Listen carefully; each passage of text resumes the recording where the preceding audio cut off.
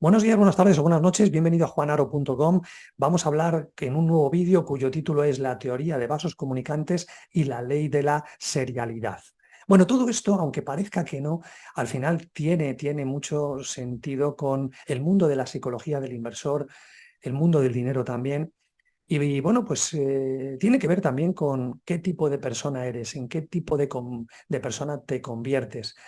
Y por eso vamos a hablar de estas dos teorías, repito, o de una ley, ¿no? La teoría de vasos comunicantes, que seguro que has oído hablar de ella, quizás no en este concepto, en otros, sobre todo a nivel de física, y la ley de la serialidad, también muy interesante, ¿vale? Cuesta decirlo, ¿verdad? La ley de la serialidad. Bueno, vamos con ello. Al final, ya sabes, mi objetivo es esto, compartirte estas ideas, estas reflexiones que te ayuden a mejorar, a pensar, a ver el dinero, las inversiones y los inmuebles de otra forma y sobre todo a que vayas cambiando algunos patrones si así lo consideras. Bien, al final, no sé, con respecto a esta teoría, ¿no? De lo que es la de vasos comunicantes, bueno, hay distintas voces. Parece ser que no es del todo cierta y que es una invención de una gran escritora que adoro, ¿no? Esto es lo que dicen. Pero bueno, aún así quiero compartirlo contigo. Ya sabes que al final nunca hay que creerse nada y tampoco negarlo. Vamos a hablar de Aaron Feldman, que nació a principios del siglo XX en Alemania y que cuentan que era un gran físico y matemático excelente.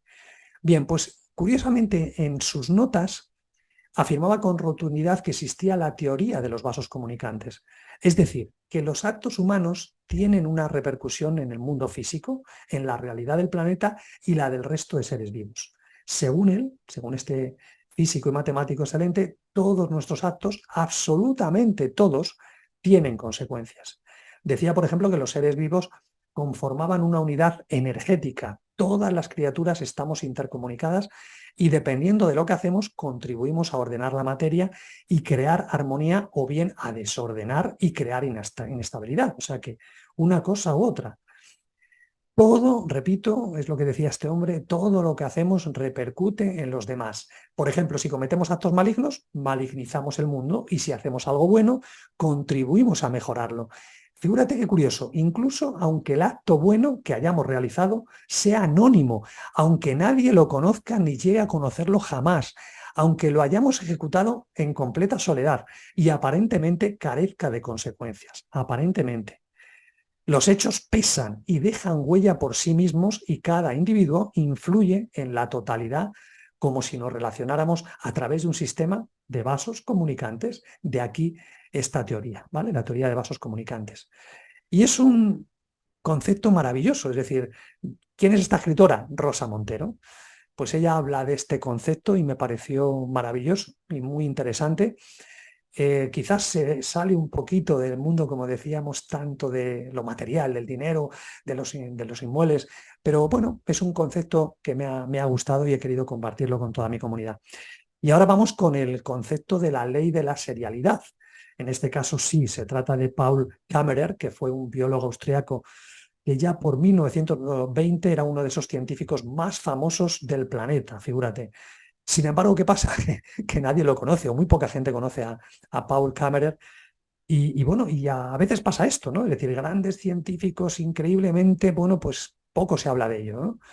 Bueno, pues Kammerer publicó un libro muy curioso titulado La ley de la serialidad. Repito, la ley de la serialidad, donde expuso una teoría muy curiosa que tiene que ver con las coincidencias. De hecho, él era un coleccionista de coincidencias y las anotaba todas a los 20 años. Desde los 20 años empezó a coleccionar coincidencias. Figúrate, parece que el tío estaba un poco chiflado, ¿no? Pero cuidado, después de 2 décadas sacó el libro e incluyó 100 casos reales, prácticos de su propia cosecha, de su colección. Con sus ejemplos señaló que las coincidencias se dan en series, que no son hechos aislados.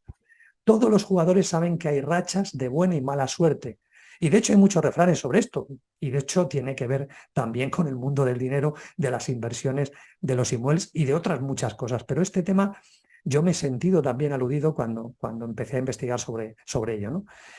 Bien, Kammerer sostenía que hay una ley física general que hace que el universo tienda hacia la unidad.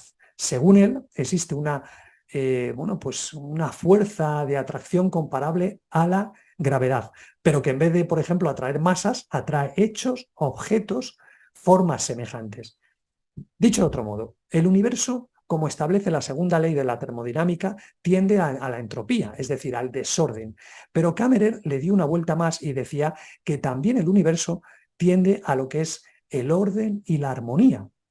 Y por tanto, las coincidencias serían una consecuencia de esta ley, de esa fuerza que iría agrupando en el tiempo y en el espacio hechos u objetos parecidos.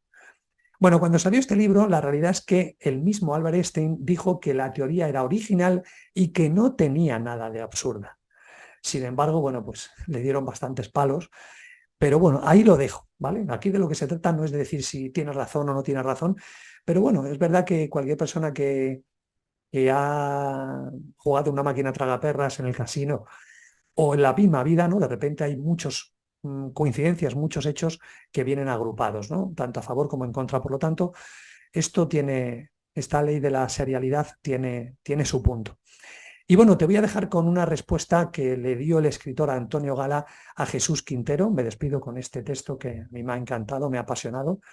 Y Jesús Quintero le preguntó: señor Gala, ¿qué es lo más inteligente que se puede hacer en esta vida? Y don Antonio Gala contestó así: en principio yo le diría irse a una playa, pero en el fondo, de verdad, tengo que decirle que salir de esta especie de laberinto en que nos han metido, una vida que no es la nuestra y que no es la mandada, que es una organización que necesita esclavos para seguir manteniendo la pura organización que necesita esclavos, y así hasta el final. Salirse de esa cadena terrible, desencadenarse, a riesgo de la soledad, a riesgo de la falta de comprensión, pero irse un poco al campo, en el mejor de los sentidos, salir de esa extraña y monótona esclavitud de cada día, darle a cada día su propio afán, pero también su propia sonrisa, su propio gozo, su propio color, su propio aroma. Eso es la inteligencia, porque una inteligencia que no nos ayude a vivir, no la quiero. No me sirve para nada. No creo que le sirva para nada a nadie. Qué bonito este final, ¿verdad? Esta frase es brutal. Una inteligencia que no nos ayude a vivir, no la quiero. Y es verdad. Esto es algo que podríamos pensar. ¿Lo que hacemos nos ayuda a vivir mejor o no? Ahí lo dejo. Nada más. Nos vemos en otro próximo vídeo. Gracias por estar ahí.